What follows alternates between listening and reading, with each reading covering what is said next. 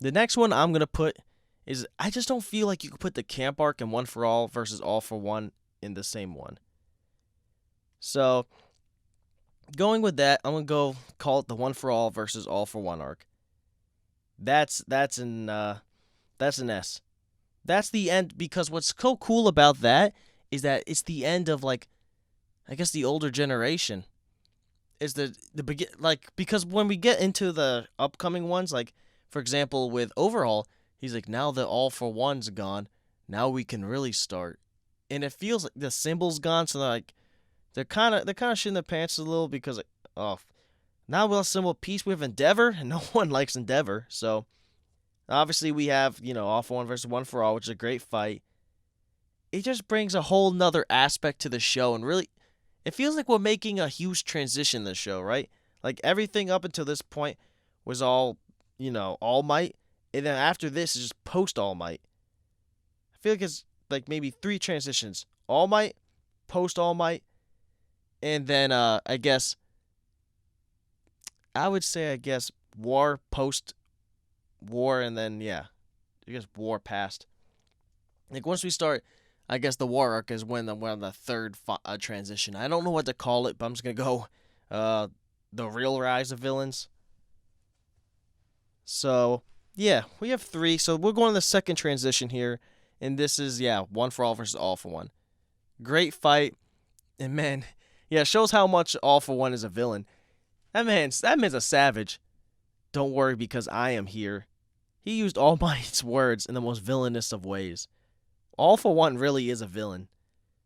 It's nice to have villains that make you question your morality and all this. Like, Stain doesn't feel like a villain because there's still, in his head, he believes what he's doing is right. All for One knows what he's doing is wrong, and he doesn't give a shit. He's doing it for himself. He's not doing it for the greater society, all this, that. He's just a villain.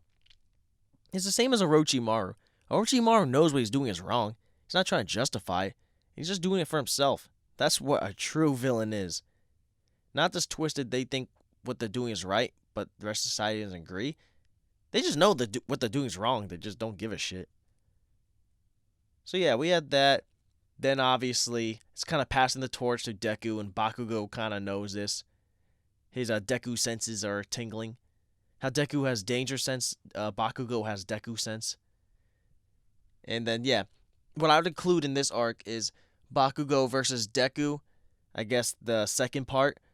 And then, yeah, Bakugo won, which, yeah, I guess yeah, sounds about right. I mean, people always saying, oh, it was only 5%. Apparently, hey, Bakugo keeps keeping up for a while. And then, yeah, we just see how much it hurt Bakugo that he felt that he retired All Might. And I guess in a sense he did. I mean, there's not anything he could have done about it. I mean, technically, what is it? He was originally they were gonna steal Shoto as well, or not Shoto, Tokiyami as well, but they didn't. They just got Bakugo. So hey, he can't feel bad. I'm gonna give it an S, and I'll just plop it up here because I can't at the moment. I'll do it in editing. So, wow, yeah, two S's, two A's, two B's, two C's. Oh god, I can't even read this next one. Oh. Provisional Hero License Exam Mark. Ah, okay. Let's see. We can quickly talk about it. Yeah, refresher. Yeah, so it's all the students go and they meet Shiketsu High. And yeah, go figure. Bakugo and Todoroki don't get their hero licenses, but all the rest do. Yeah, I'd say it's a pretty good one. I mean, yeah, we're getting back into it. Now that we're done for All for One versus One for All, we're getting more into the academia part of it with all the schools kind of fighting it out. So how the UA Sports Festival one, which is only UA students, basically Class 1A versus Class 1B, now it takes all the schools into account, which is pretty cool. But I guess you really don't see Class 1B in this. Like, they did it at a different time? They did, I guess, have bragging rights because I believe all of them passed, whereas, go figure, two of the strongest people in the class didn't pass. So, Oh, and I forgot his name. The guy with wind, he's funny. I like him. He's a funny guy, and that's a pretty cool quirk. I mean, yeah, seems we got like the we got the Avatar benders here. We got fire, water, or fire. Yeah, I think yeah, with the God, what is it? Gang Orca with water. Then we got Tornado Dude with wind. Which also, yeah, Gang Orca is such a badass design and such a cool name. Gang Orca. What is it? I love when President Mike says he was voted top 10 with a most villainous appearance. Yeah, no kidding. Might be top 1 to be honest. So, yeah, I'm gonna put it a B. Think it's a better than Final Exam arc, but I don't think it's better than Hero Killer arc. Definitely, I feel the stakes were a little higher in Hero Killer. There just felt more emotions into it. Oh no, I think a pretty good arc. I did like. I think my favorite part of it was when Todoroki and the Wind Dude were fighting together after they kind of effed up. And unpredictability. Guess I do love that. I wouldn't have expected Bakugo and Todoroki to be the two to fail. You probably would have thought the Tail Dude, or maybe Grape Juice, maybe the Invisible Girl. How do they keep up with her? She's invisible. It's just like with the what is it? Entrance Exam arc. She's invisible. How did they know what she did? And on top of that, she doesn't have super like human strength or anything. How did she even destroy the robots? Did she get all her points from like saving? Yeah, so yeah, I think it's a good B. I think it's a good B. Decent kind of fighting scenes, got the character development, unpredictability. And yeah, brings back that Hero Academia kind of part of the show.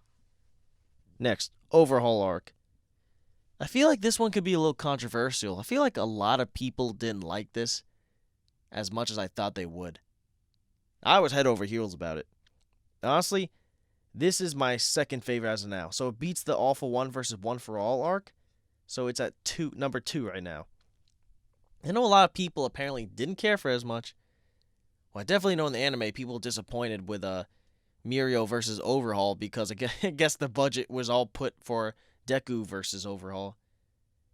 This was the arc where a lot of people were saying, really annoying too. All the manga readers, you're not ready for this. You're not ready for the manga. You're not ready for manga. You're not ready. All right, we get it. Every chapter after, you're not ready, anime watchers. So yeah, it does take a little turn. I think this is the first kill, if I'm not mistaken, with the Magna. Magna kind of gets, I guess, overhauled. Come on now. Overhaul said Stain was an awesome villain. Overhaul was an awesome villain. Just appearance, quirk, motives. And yeah, this story really took a lot darker turn at this part. Like, we had some deaths. Night Eye died, which was a huge character in this arc. The stakes really felt high on this one. And I love this one because what's crazy is they were doing this just to save one girl. And this really shows the epitome of like what a hero truly is. They sent out like 50 heroes just to save one girl. I guess also though, she was a very important just one girl because obviously she was the reason the quirk destroying bullets were even able to be made in the first place. But yeah, it kind of reminds me of like when Naruto and all of them are trying to save Sasuke and then they fight one at a time. Kind of copies that arc. And yeah, I thought it was cool. Sun Eater, I loved everything about Sun Eater's fight was awesome. Then we get, one of the most manliest fights all time. We got Kirishima and Fat Gum versus Rappa and the guy with the shield. And yeah, Kirishima, in the Overhaul arc, before that even, there's like the beginning of Red Riot. And then when he fights Rappa, he loses confidence again, but then it's Red Riot Part 2. This was a huge Kirishima arc. I'm pretty sure at this point in the fan polls that Kirishima was like top 3 because of this arc. And on top of that, it's amazing because this arc didn't have All Might, Bakugo, Todoroki, Endeavor, and yet, it was an amazing arc. It did have All Might in a way because Night Eye, this whole thing between Night Eye and All Might, and this kind of gets played later, right? It's like, as great as All Might was in all the heroics he did, and he meant well, but at the same time, what he was doing was wrong. He was trying to burden all of this by himself instead of looking out for everyone helping It felt like he was doing it all himself. So once he retired, it's like, where did our symbol go? With Deku, it won't be the symbol of peace himself. Every hero will be considered the symbol of peace. So All Might was doing bad for Hero Society without even knowing he was doing so. It was kind of foreshadowed here. Night Eye wanted to help him, and he didn't let him help him. He just kept going forward, and look what happened. Now he's retired. Night Eye was an awesome character just for the relationship between him, All Might, Deku, and oh yeah, one of the biggest things too was who One for All should have really went to, Deku or Mirio. A lot of people like to reference that street scene where Eri Overhaul. Eri's getting pulled back to Overhaul, and Mirio just lets him go. Obviously, you would think immediately it's a hero's job like what Deku does. He immediately wants to smoke. He wants to save Eri. But Mirio, since he's Night Eye's prodigy, he knows. Wait 1 second. We don't know his quirk, and we don't want to fight in the public because if we fight in the public, a lot of people can die. And that was fair. I think it's completely fair to have let her go at that moment and just gain intel because, saving Eri could have ended up in a lot of people dying. You're not All Might. If this was All Might, yeah, go ahead and save her. But they're not All Might. If they don't catch her and not just catch her run away, if they don't catch her and stop him at the same time, there will be a lot of people dying. So I have no problem with what Mirio did, and I think it would have been the better result. But yeah, I guess the ultimate hero in Deku, he immediately wants to save her. So yeah, I think All for One could have. Oh, sorry. One for All could have went to Mirio instead. I mean, he does show all the traits of a hero. He shows how, gifted just the resilience he has. I mean, look at all the work that Deku put to master One for All. One for All. Look what Mirio did with one of the worst quirks ever made. He turned a curse into a blessing. Man. Yeah. So the Overhaul arc was pretty much kind of the beginning introduction of Mirio. It was a huge arc for Red Riot Kirishima, which made him like a top 3 character for a lot of people. It lacked a lot of the main characters we were accustomed to seeing. It really brought the stakes up. We saw the first of deaths. The Yakuza were an interesting, nice villain group that was just for an arc. And then we end up the arc with seeing how petty Shigaraki is. Shigaraki's so petty, like with the Stain arc, Hero Killer, we already knew how petty he could be, but then again, he gets even more petty. Man goes just to cut off both arms, steal his quirk decaying bullets, and ruin his dream. Alright, you want to mess with a League of Villains? Yeah, we'll hit him where it hurts. Don't even want to kill him, just make him suffer. So yeah, all in all, second best arc as of now. Next arc.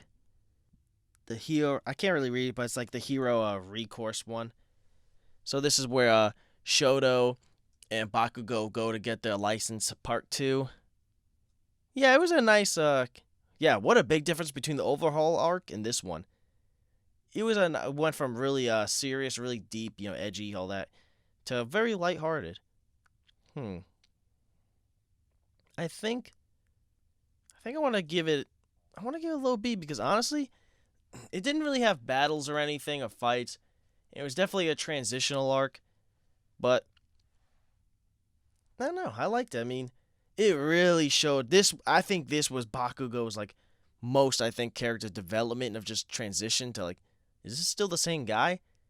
When he saw that little kid and said, "You gotta acknowledge your own weaknesses in order to become strong," and that kid took it to heart, and I was like, wow, he's really grown up because he's had a lot of weaknesses and he hasn't really wanted to work on them. He hasn't acknowledged them, but now he realizes he's been humbled so many times by Deku, Todoroki, all these other people, and now he's willing to accept that he's not as strong as he thought he was. There are weaknesses to him. As a kid, everyone told him how gifted he was with his quirk, but little did he know, there's other people who had gifted quirks as well. Shoto Todoroki being Shoto, just being cool, calm, collective. Pretty cool arc. And this one obviously shows before Endeavor really gets introduced as number 1, he talks to All Might listen, how can I be the symbol of peace? And All Might goes, you don't have to be the symbol of peace, just be you. Yeah, because of All Might be his asshole self Man, everyone now has to believe that Endeavor has to be the symbol of peace. See what he did? If he would have just fought with everyone else, not take it all on his own shoulders, Endeavor wouldn't have to be here asking how to be the symbol of peace. Yeah, so pretty good arc, a transitional one. It helps us get with the nice talk at the ending when Endeavor All Might kind of brings us to obviously where we're getting the new number one Endeavor. Next, the UA School Festival arc. Yeah, I don't really care much for this one. I don't know. Honestly, I really didn't care for Gentle either too much. Such a sappy villain. He wasn't even really a villain, and I don't know. Makes what does it bring perspective to Deku that all villains were once a hero and just went a wrong route? Like, I don't know. Hey, it was cool the music video thing they kind of did with Jiro, so she got her moment. I'll say it was very nice. After the overhaul arc, it was very rewarding and nice to see Aries smile. And nothing but more of a tear seeing how she was kind of captured by like overhaul, and then immediately she gets out the dark and she's smiling, and you see Mirio smiling and crying. Oh, yeah. Mirio gave up his quirk for her, and just to see her smile brought him happiness. That alone, just that moment could be S-class, but the rest of it was all dog crap to me. There's nothing else to think. I was just so happy seeing that scene because it really felt Night Eye died for this. Mirio gave up his quirk for this. They all sacrificed themselves and worked hard to bring this just so one little girl can smile. Truly what a hero is. Throwing thousands of lives of all themselves just to save this one little girl. So I do like that. But yeah, didn't care much for Gentle. I don't know. I guess a big thing with this too was Midoriya, what was it? Kind of developing that air quirk thing. But then he kind of gets Black Whip, which is probably better. So, yeah, I don't know. Shitty arc to me. So, yeah. I think I'm going to give it a D. Because I feel a D, I just would never watch the arc again, and I don't really care to watch the arc. I would only just care to quickly watch the their scene where they do their little music show, and then also see Aries smile. Like, I can watch all the other arcs and rewatch them, but I could care less for this, the school festival arc. Next, Pro Hero arc. This is where Endeavor becomes one, and we see Hawks. Let's just talk about it a little. It's always good to talk about it first before giving my verdict, because then I really get to think about it. Obviously, Hawks is a lot of people's favorite. He's a cool quirk. We get to see Endeavor finally having he got past the torch. All Might's supposed to be passing the torch to Deku, but that's going to be a while from now. So at the moment, we'll just take Endeavor. And I just really because we know once after the One for All versus All for One arc, we knew that the symbol of peace was over. So now we're kind of really, really getting this transition now. We're like, oh shit. How is society going to function now? Because we already saw what Overhaul did once they retired. What's going to happen? We obviously had the badass fight of Endeavor versus the Nomu. Oh, I loved seeing Mirko. That's it's a lot of people's favorite character too. We got to see all the new heroes, the top 10 arc, top 10 ranking, and I don't know. It's kind of it was nice to end it with Dobby seeing Endeavor. Just a little more of a tease. Like eventually they're gonna show he's a Todoroki. Everyone knew it, but everyone just kind of want to see the reveal. And they want to know when. This was like a little tease, a little troll. We're not going to show that yet. Which they did do a good way of showing them. So yeah.